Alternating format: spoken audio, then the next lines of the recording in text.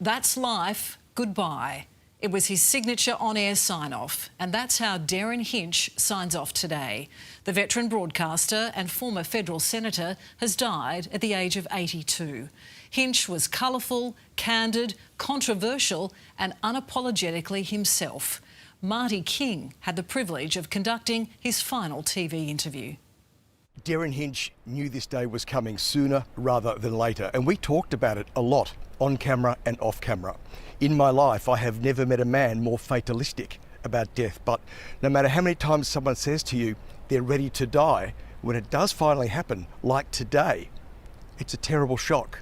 Derryn, they called you the human headline, but you knew exactly which headline was next. And mate, this is it. Rest in peace, old friend. This is a great place to cark it. You want to die here? Yeah, why not? I mean, sitting in that chair, staring out the clouds, good night, nurse, goodbye, world.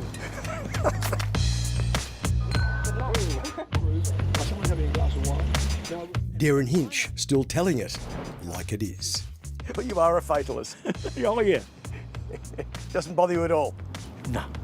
Are you an Australian citizen yet, Annie? Of course not. Goodbye. You were the mouth from the south.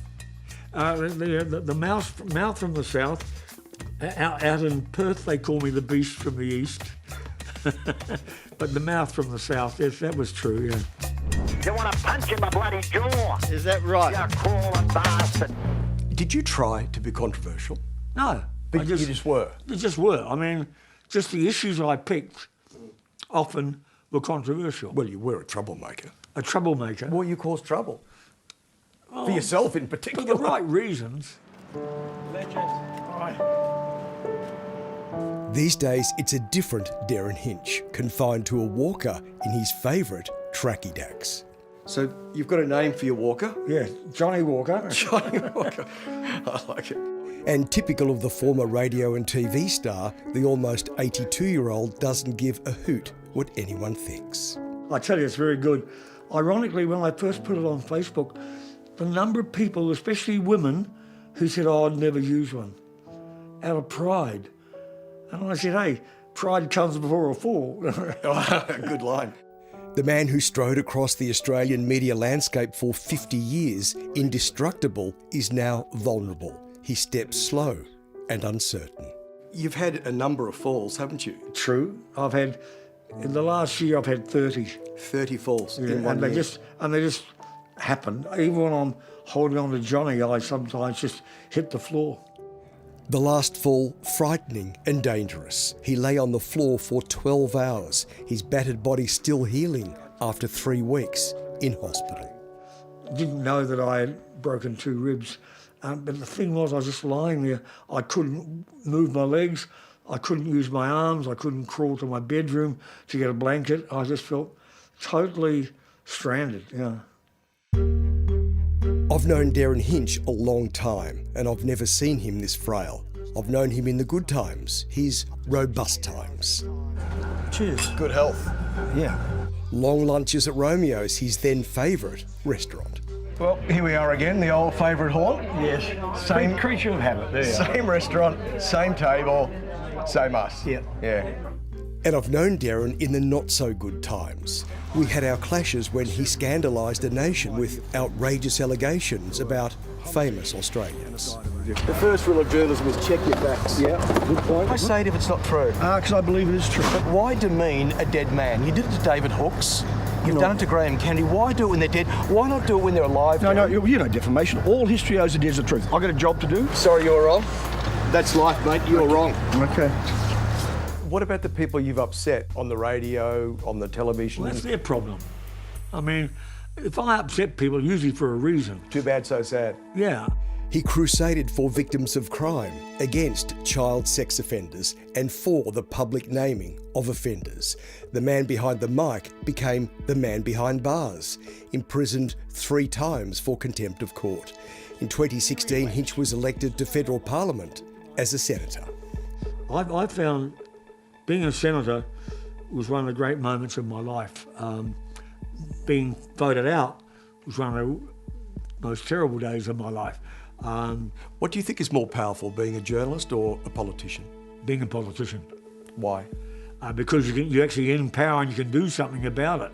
I mean, I could rant and rave about and getting a Royal Commission, which we did get, but only politicians can change the law. What was your greatest strength, do you think? Say, the courage of your convictions? Yes. Yeah, I used to have a joke about Hinch is a man of his convictions, and I'd say, yeah, I just wish I didn't have so many.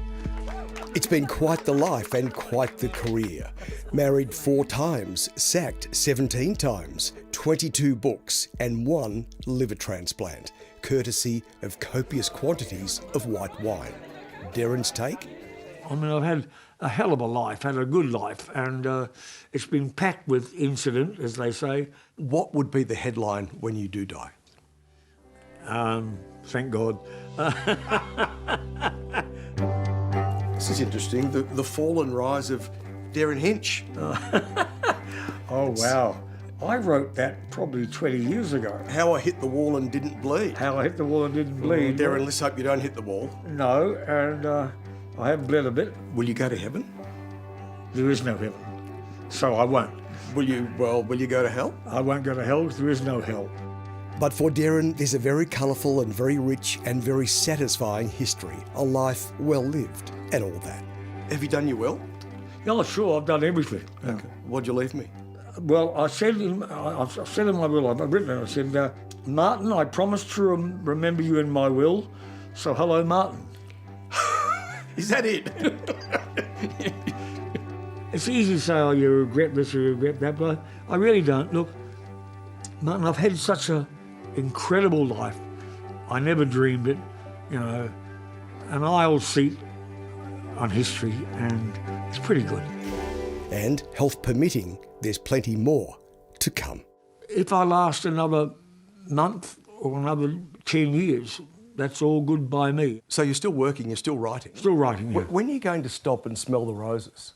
Oh, look, I still smell the roses, but I'll never stop writing. It's my favourite thing. Do you come out here and just think? I come out here and I sit here and I do a bit of cloud therapy. Cloud therapy? Stare at the clouds and say what they really mean. For those who are watching, hope you enjoyed it. That's life. Yeah, and a life well lived, that is for sure. Our thoughts tonight are with Derryn's family and his many friends.